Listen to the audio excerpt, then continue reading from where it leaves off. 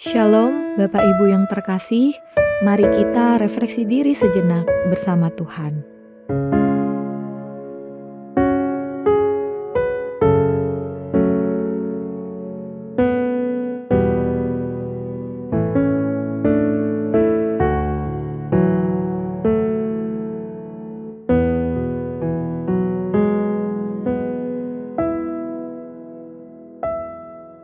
Bapa,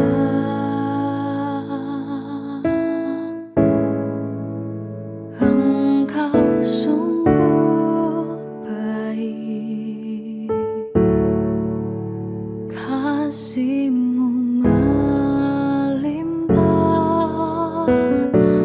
di hidupku.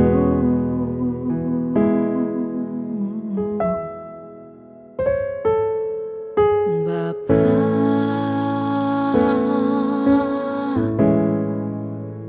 ku berterima kasih berkat-Mu hari ini yang Kau sediakan bagiku. Ku naikkan syukurku buat hari yang Kau beri, tak habis-habisnya kasih dan rahmat-Mu. Selalu baru dan tak pernah terlambat pertolongan-Mu. Besar setia-Mu di sepanjang hidupku. Firman Tuhan pada malam hari ini terambil dari Kejadian 11 ayat 4. Juga kata mereka, marilah kita dirikan bagi kita sebuah kota dengan sebuah menara yang puncaknya sampai ke langit. Dan marilah kita cari nama, supaya kita jangan terserak ke seluruh bumi. Apakah tindakan membangun menara dalam Kejadian 11 merupakan sebuah dosa? Bukankah bekerja sama, bersatu, dan membangun sesuatu bersama adalah hal yang baik? Masalahnya bukan pada kerjasamanya, bukan juga pada menaranya. Masalahnya ada pada motivasinya. Alkitab mencatat dengan jelas tujuan mereka. Marilah kita cari nama bagi kita. Kejadian 11 ayat 4. Disinilah letak kejatuhan mereka. Mereka membangun bukan untuk Tuhan, tetapi untuk memuliakan diri sendiri. Menara Babel adalah pengulangan dari kejatuhan di Taman Eden. Hanya saja kali ini dalam skala yang lebih besar bersama-sama. Seolah manusia bersatu dalam satu tekad, menggulingkan otoritas Tuhan dan menempatkan diri mereka di pusat segalanya. Tentu tidak mungkin nama Tuhan dikalahkan, tetapi Tuhan melihat hati, dan hati manusia yang penuh dengan ambisi dan kesombongan selalu berusaha mencari cara untuk menandingi Sang Pencipta. Inilah dosa Babel, keinginan untuk kemuliaan diri. Yang tragis, dosa ini tidak hanya terjadi di luar gereja, tetapi juga bisa sangat halus menyelinap di dalam pelayanan.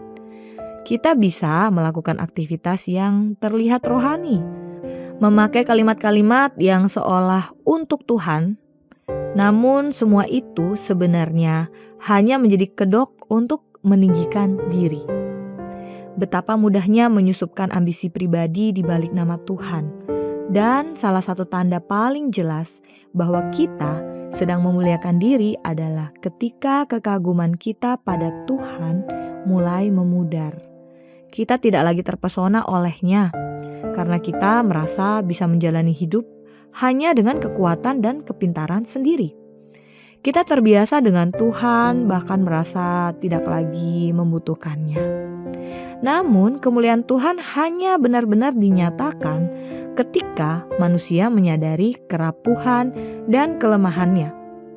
Ketika manusia kembali pada posisi semestinya, makhluk ciptaan yang bergantung penuh pada Sang Pencipta. Di sanalah kekaguman pada Tuhan kembali tumbuh, dan kekaguman itu melahirkan pujian yang tulus. Kiranya kita belajar dari kisah Babel, bukan hanya agar tidak jatuh dalam kesombongan, tapi agar kita kembali hidup dalam kekaguman yang murni kepada Tuhan. Sebab manusia diciptakan bukan untuk meninggikan dirinya, melainkan untuk memuliakan Dia. Segala kemuliaan hanya bagi Allah, karena Dialah satu-satunya yang layak. Terima kasih Tuhan, karena dalam banyak hal kami pun seringkali hanya mencari kenyamanan diri. Namun Engkau tak pernah membuang kami. Di dalam Injil Kristus kami menemukan keamanan, karena Engkau tak pernah menyerah untuk mengasihi kami dan memberi kesempatan untuk kami dapat terus bertumbuh menjadi pribadi yang serupa dengan Engkau. Ya Tuhan, ajarkanlah kami untuk senantiasa sadar siapa kami dan siapa Engkau. Kami lemah karena kami tahu hanya Engkau yang kuat. Kami serahkan seluruh beban dan kecemasan kami ke dalam tangan-Mu yang penuh kasih. Berikanlah kami ketenangan agar dapat beristirahat dengan damai, dan bangunkanlah kami esok hari dengan kekuatan baru untuk melangkah dalam kebenaran dan kasih-Mu. Di dalam nama Yesus Kristus kami berdoa dan berserah. Amin. Ku naikkan syukurku buat hari yang Kau beri. Tak habis-habisnya kasih dan rahmat-Mu. Selalu baru dan tak pernah terlambat pertolongan-Mu. Besar setiamu di sepanjang hidupku. Selamat malam, selamat beristirahat. Tuhan Yesus memberkati.